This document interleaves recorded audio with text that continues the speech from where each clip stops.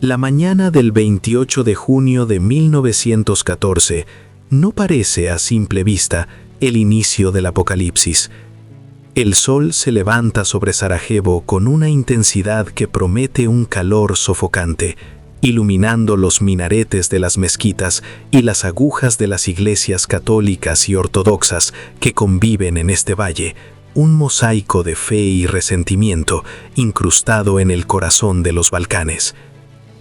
El río Miljacka fluye tranquilo, sus aguas dividiendo una ciudad que respira, sin saberlo, sus últimas horas de inocencia. Para el observador casual, es un domingo festivo, el día de San Vito, una fecha sagrada para el orgullo serbio, cargada de memoria histórica sobre batallas perdidas y juramentos de venganza eterna. Pero para la historia, este es el escenario donde la vieja Europa, con sus vals, sus emperadores de bigotes encerados y sus mapas dibujados con pluma y espada, está a punto de tropezar y caer en un abismo del que nunca regresará igual. No estamos ante un campo de batalla lleno de trincheras. No todavía. No hay gas mostaza flotando en el aire, ni el estruendo de la artillería pesada sacudiendo el suelo. Lo que vemos es mucho más sutil y por ende mucho más aterrador. Vemos la fragilidad humana vestida de gala. Vemos decisiones burocráticas, protocolos de seguridad relajados por la arrogancia y un puñado de jóvenes consumidos por la tuberculosis y el fanatismo, escondidos entre la multitud con pistolas baratas y bombas caseras en los bolsillos. El destino del mundo no se está decidiendo en un consejo de guerra en Berlín o París, sino en las calles polvorientas de una provincia anexada, donde el azar está a punto de jugar la carta más cruel de todas. Para entender la magnitud del desastre que se avecina, debemos mirar más allá de Sarajevo. Debemos comprender que Europa en 1914 es un gigante con pies de barro. Es un continente que ha vivido una paz relativa y prolongada, una era dorada de progreso industrial y expansión colonial. Pero bajo la superficie dorada, los cimientos están podridos.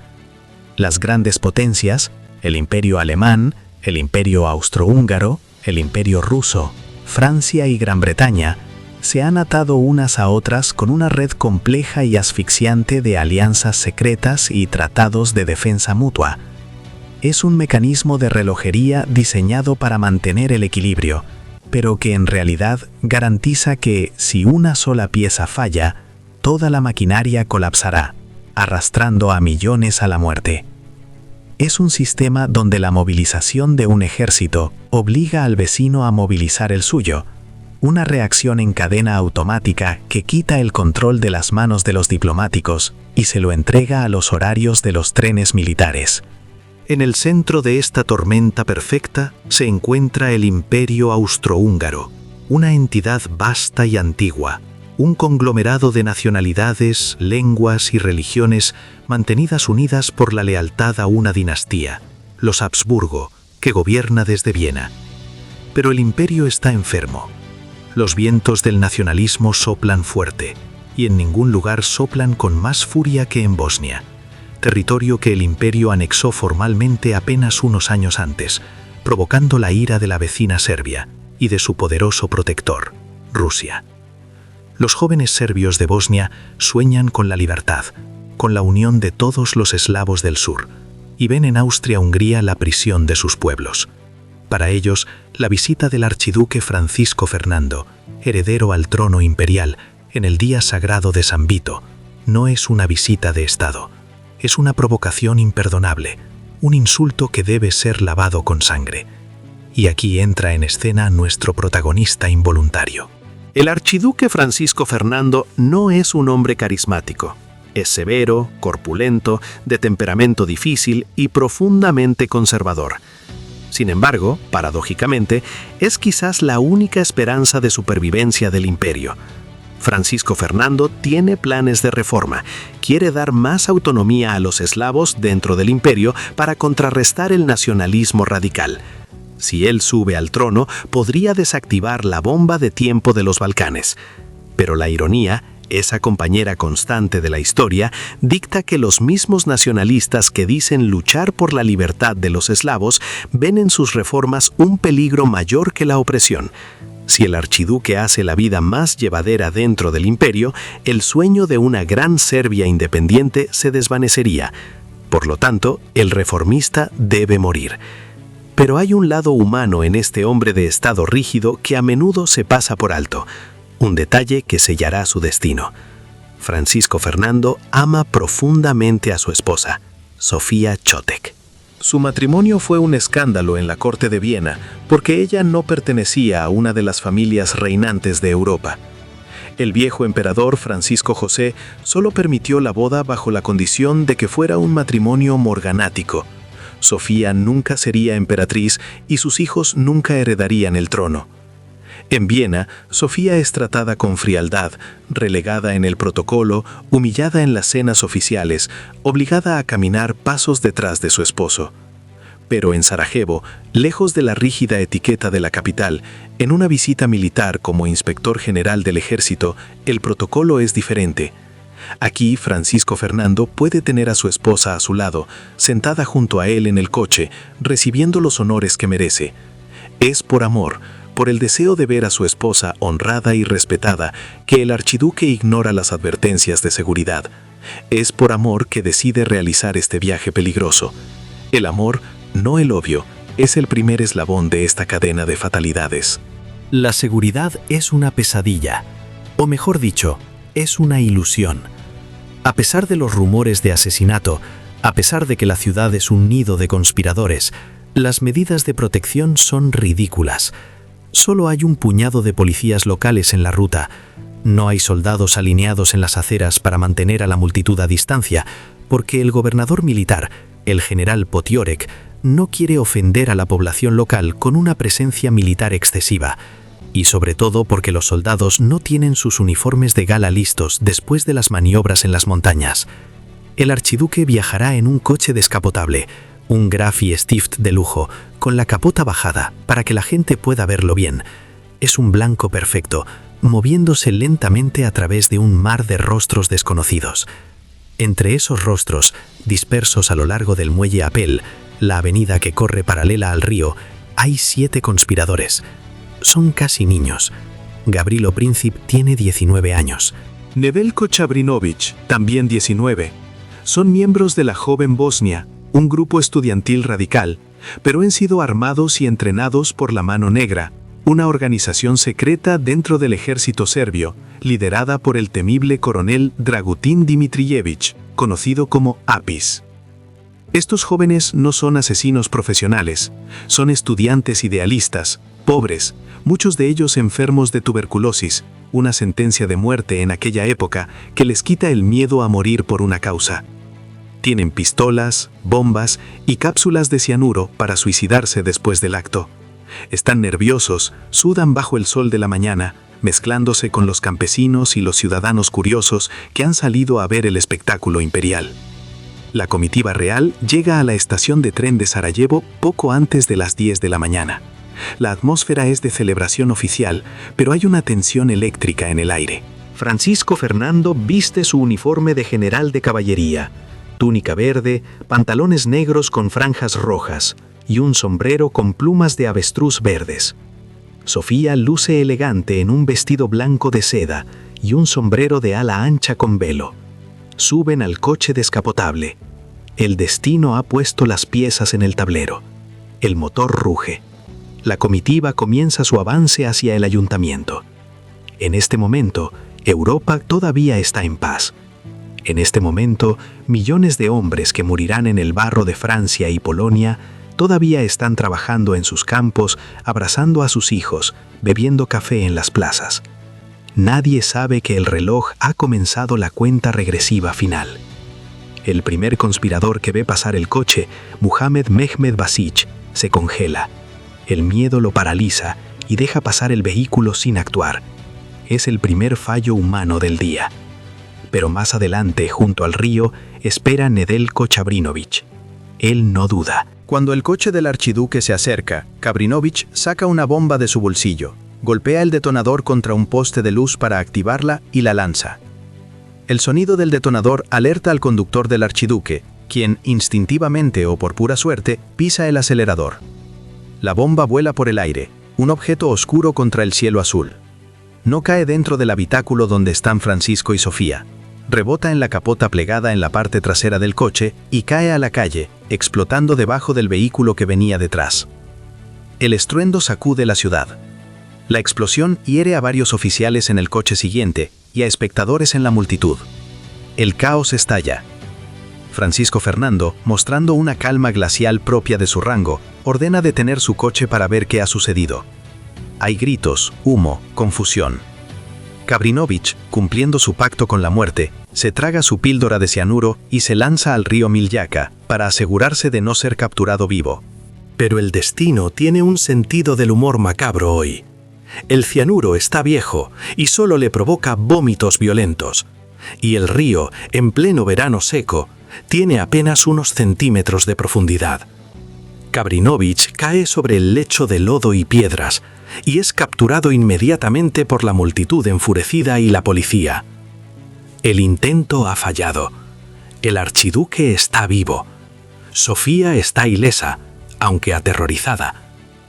En cualquier otro día, en cualquier otra circunstancia lógica, la visita se habría cancelado inmediatamente. Se habría llevado al heredero a un lugar seguro. Se habría sacado al ejército a las calles. Pero el orgullo es un pecado capital por una razón. La comitiva, tras una breve pausa para atender a los heridos, decide continuar hacia el ayuntamiento. El archiduque está furioso.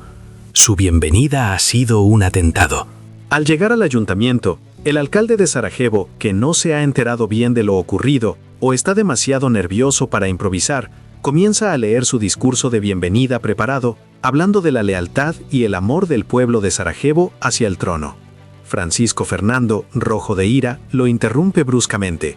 Señor alcalde. Sin embargo, el general Potiorek, responsable de la seguridad y humillado por el fallo de sus medidas, asegura que no habrá más peligros.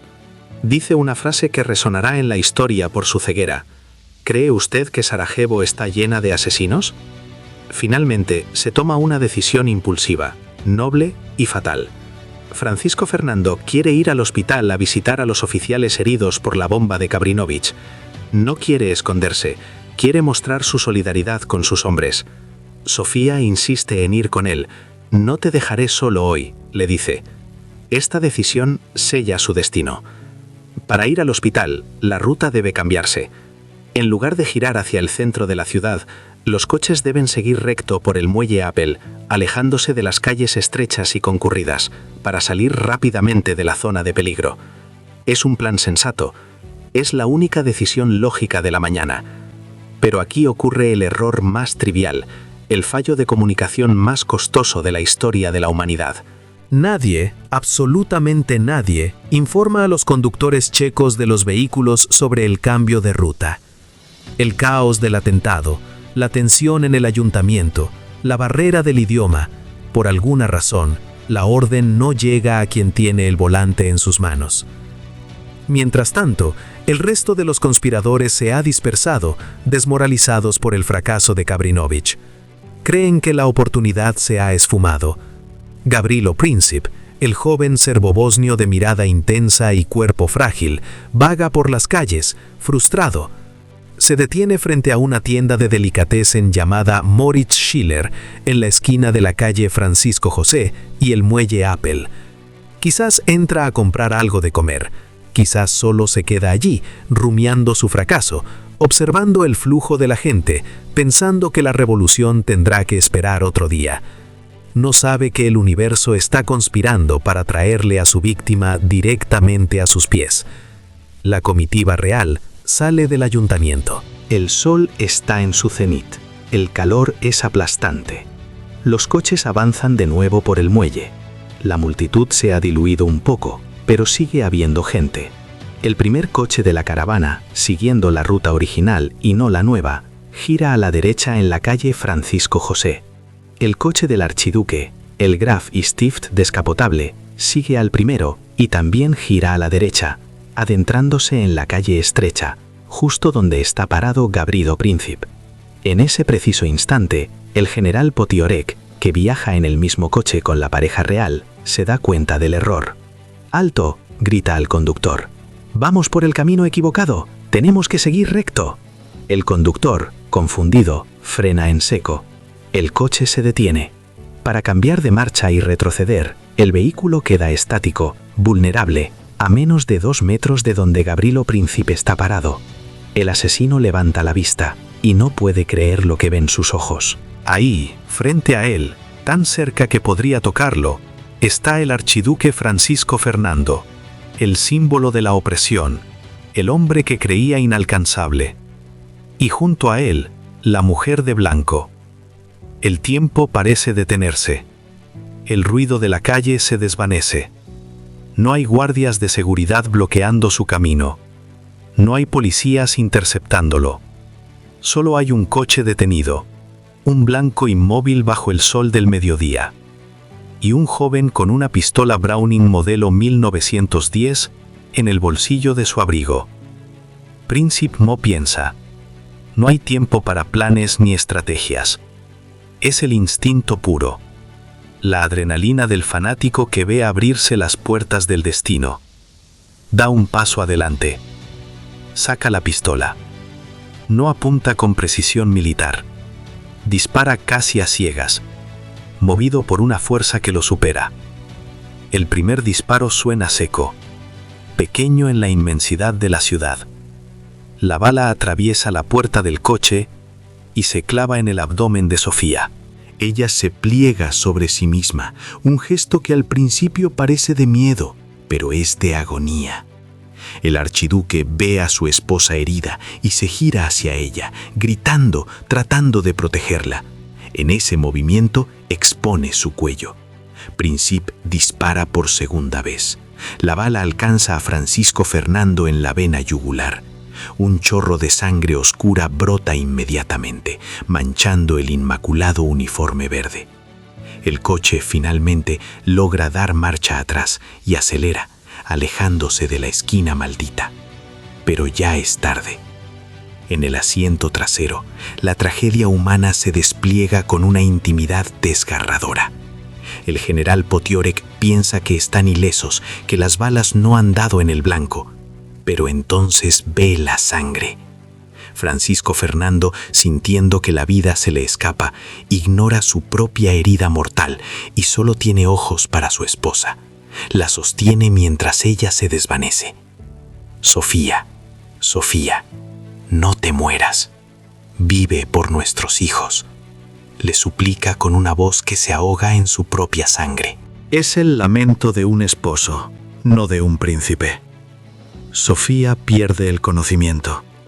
El archiduque, cada vez más débil, murmura repetidamente: no es nada, no es nada, tratando de mantener la compostura imperial hasta el último aliento.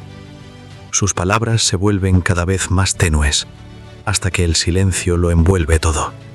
En la esquina de la calle Francisco José, la multitud se abalanza sobre Princip. Intentan lincharlo.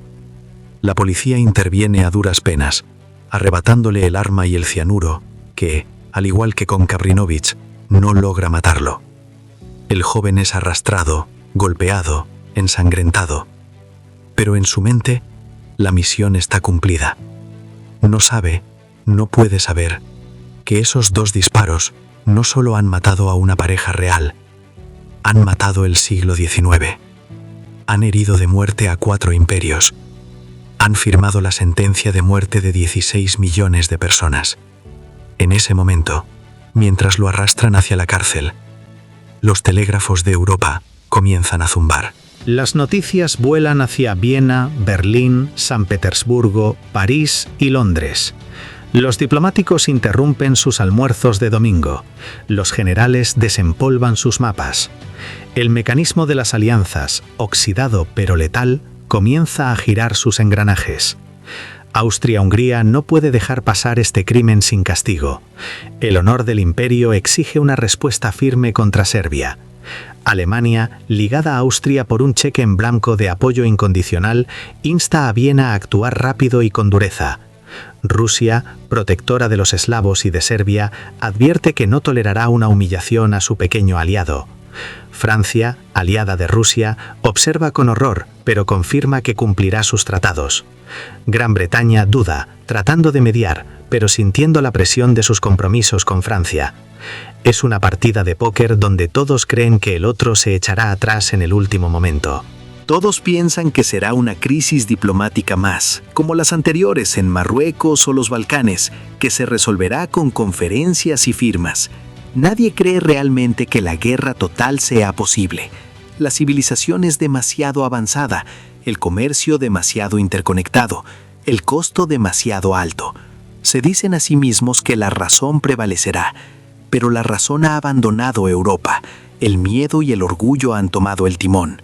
En las semanas siguientes, que la historia conocerá como la crisis de julio, veremos cómo hombres inteligentes, educados y poderosos toman una tras otra decisiones equivocadas basadas en información incompleta y suposiciones falsas. Veremos ultimátums diseñados para ser rechazados. Veremos cartas entre primos imperiales, el Kaiser Guillermo y el zar Nicolás, firmadas como Willy y Nicky, tratando de detener la avalancha mientras sus propios generales les arrebatan el poder de decisión. Veremos cómo la movilización de los ejércitos, una medida técnica destinada a la defensa, se interpreta como una declaración de guerra inevitable. El mundo se desliza hacia el abismo como un sonámbulo, paso a paso, incapaz de despertar de la pesadilla que él mismo ha creado. El chofer frena en la esquina errada, deteniendo el vehículo descapotable a escasos metros de Gavrilo Princip. El joven bosnio no duda ante la fatalidad. Levanta el revólver y dispara 2 veces. El sonido seco de las detonaciones cambia la historia humana. El primer proyectil hiere de muerte a la duquesa Sofía en el abdomen. El segundo atraviesa el cuello del archiduque Francisco Fernando. Mientras la multitud se lanza con furia sobre el tirador, en el coche la tragedia es silenciosa y desgarradora. El heredero ruega a su esposa que no muera, que viva por sus hijos, mientras su propia sangre brota a borbotones manchando la casaca verde.